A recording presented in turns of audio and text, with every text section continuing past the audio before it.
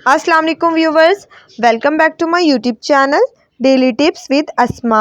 शहरयार नाम का शुमार लड़कों के नामों में होता है। शहरयार एक इस्लामी नाम है। शहरयार नाम की इब्तदाई तारीख अरबी ज़बान से निकलती है। शहरयार नाम के लड़कों के लिए खुशकिस्मत नंबर 5 माना जाता है। शहरयार नाम का मतलब है बादशाह और शहंशाह।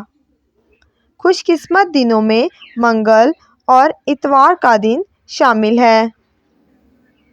शहरयार नाम का शुमार इंटरनेट पर सबसे ज़्यादा सर्च होने वाले नामों में से होता है।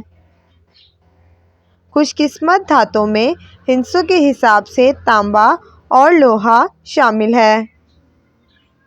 शहरयार नाम के अफराद के लिए मुआफिक रंगों में सुर्ख और जंगनुमा रंग शामिल है।